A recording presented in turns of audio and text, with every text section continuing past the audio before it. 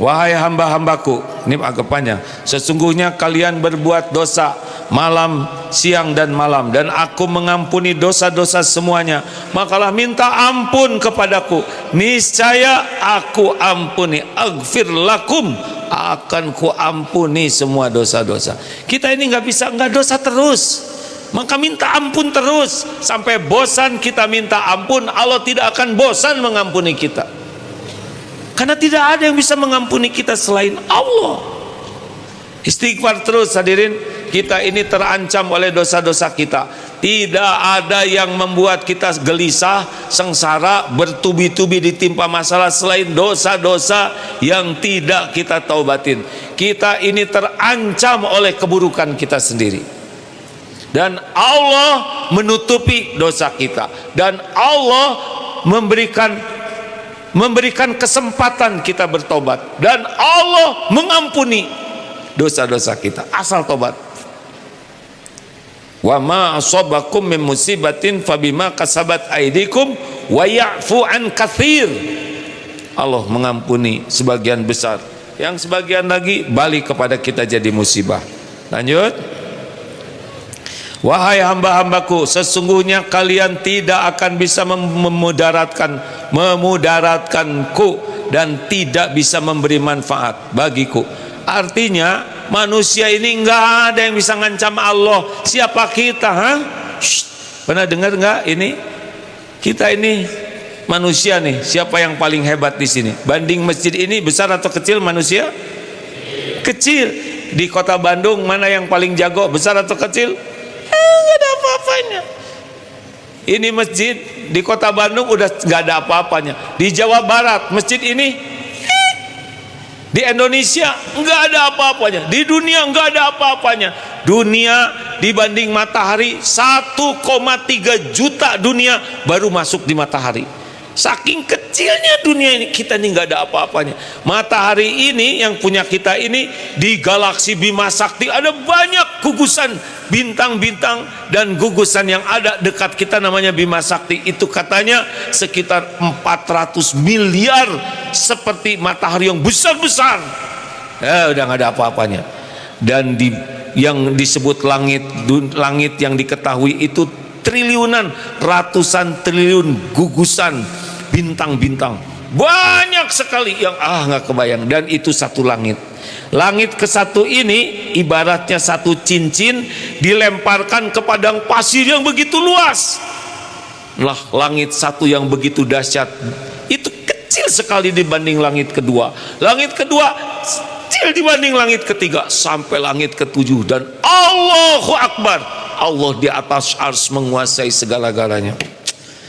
Mana manusia yang bisa ngerugiin Allah? Gak ada apa-apanya. Mana manusia yang bisa menguntungkan Allah? Gak ada.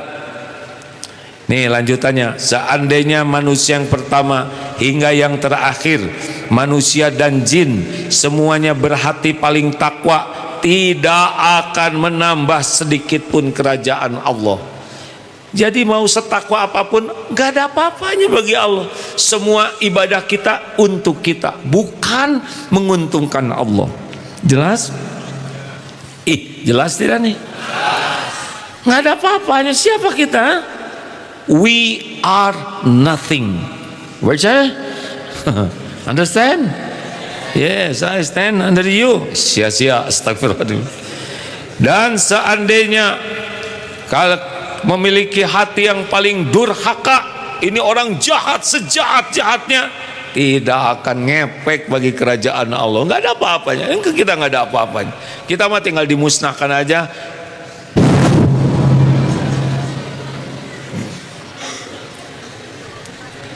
Wahai hambaku, ini lanjutnya, seandainya manusia yang pertama dari zaman dulu hingga yang terakhir, manusia dan jin, dan semuanya memiliki hati paling takwa, tidak akan nambah. Juga kalau memiliki hati paling durhaka, tidak akan mengurangi kerajaan Allah.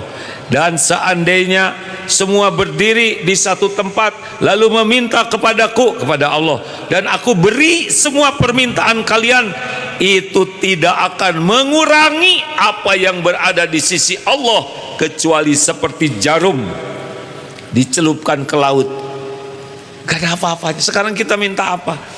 Dikasih aja dunia berikut isinya. Dunia ini gak ada apa-apanya bagi Allah, kan? Jelas? Kalau kita dikasih juga kita yang sengsara. Coba kita kumpul di lapang mana gitu, ya Allah. Coba saya pengen tahu, mau minta berapa uang? Kalau yang realistis kan? Pak minta berapa sama Allah? 10 apa? 10 ribu, 10 M. M itu apa? Mobil. Masing-masing minta 10 miliar. Katakanlah orang Bandung, ya ini ngarang aja. Ya Allah, kasihanilah orang Bandung ini, pada susah. Sekarang jajan aja susah. Banyak tukang dagang yang memakan sendiri dagangannya karena nggak ada yang beli. Minta 10 miliar per orang. Berapa orang sih di Bandung ini? Ada berapa juta? Udah hitung sendiri. Diijabah, nggak ada apa-apanya uang itu, terkabul. Coba baik tidak? Semua orang Bandung jadi miliarder, bukan jutawan lagi. Apa yang terjadi, Pak? Bahagia? Uang datang tengah malam. Yang kasihan orang yang rumahnya kecil, penghuninya banyak 10, berarti kali 10 miliar 100 miliar, dan datang ke rumah itu tiba-tiba dalam bentuk uang logam. Bisa pejet. Pagi-pagi di kota Bandung, ini ngarang, astagfirullah, ya Allah ampun, ini pasti dicatatnya oleh malaikat. Ini beneran, tapi mudah-mudahan tidak sia-sia ya. Besar kemungkinan banyak orang Bandung yang pagi-pagi lidahnya nggak bisa masuk lagi. Kenapa? Karena uang banyak dihitung. Aduh, Miguel, bisa nggak bisa ngelok ini. Yang biasa manggil emak juga ngadak-ngadak, mami, ai mau sekul. Sangkanya orang kaya. Oke sayang, dilemparin satu gepok tuh. Kata anak, Mi, lupakanlah ngasih uang jajan padaku. Lihat nih, ternyata gepokan di mana. Lah dia 10 miliar juga.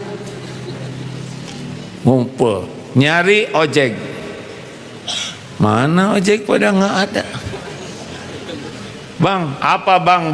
Om, nggak mau disebut mah. Ojek berhenti semua. Angkot lagi ngitung uang. Bahkan connect tuh gitu aja. Ayo ke ledeng, ya seledeng-ledeng. Jalan, pom bensin tutup karena lagi ngitung uang. Banyak yang mogok motor-motor. Sampai ke sekolah. Bu guru, kenapa jam 10 belum ngajar?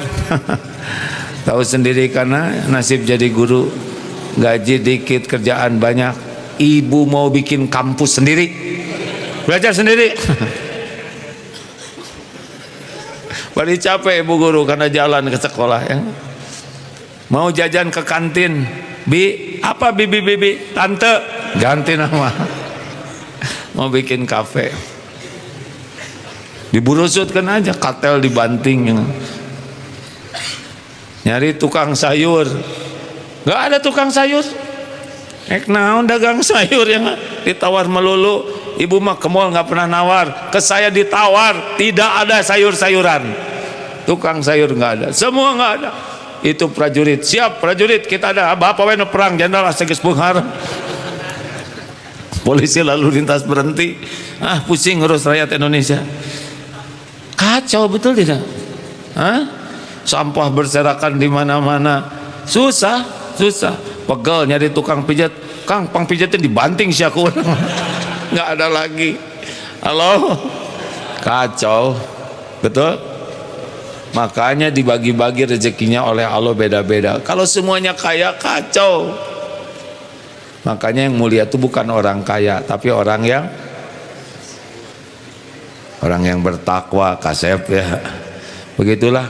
Pangkat juga dibagi-bagi. Coba kalau semua jadi gubernur, ya gubernur daerah mana? Pusing. Jadi biasa aja lah lihat dunia ya. Nah, penutupnya ini nih. Jadi Ya ibadi, wahai hambaku, sesungguhnya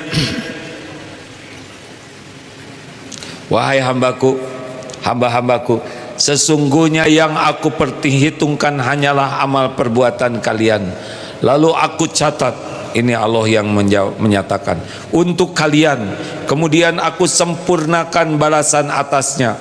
Maka barang siapa yang menemukan kebaikan, hendaklah ia memuji Allah, dan barang siapa yang menemukan selain itu, maka janganlah menyalahkan siapapun kecuali dirinya sendiri. Masya Allah. Jadi pasti semua ini berakhir, semua akan dihisab, diadili dengan seadil-adilnya. Kalau nanti didapati kita sholat, saum, sedekah, jihad dan berbagai kebaikan, harus muji Allah, karena kita bisa berbuat kebaikan apapun pasti dengan pertolongan Allah. Dan kalau kita dapati dosa-dosa kita, jangan nyalahkan siapapun, kecuali itu pilihan kita sendiri.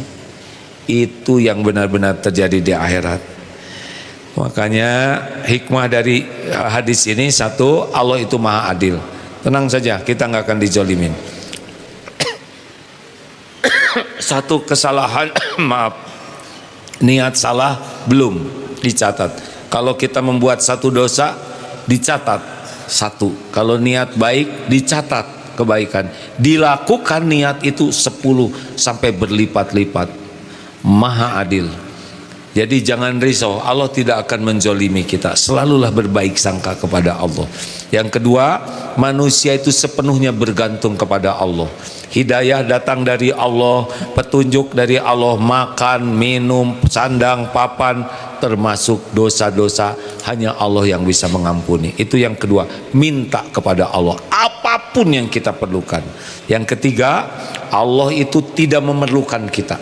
Semua amal yang kita lakukan tidak ada nambah apapun bagi Allah. Jadi jangan merasa seperti kita berjasa, gak ada apa-apanya.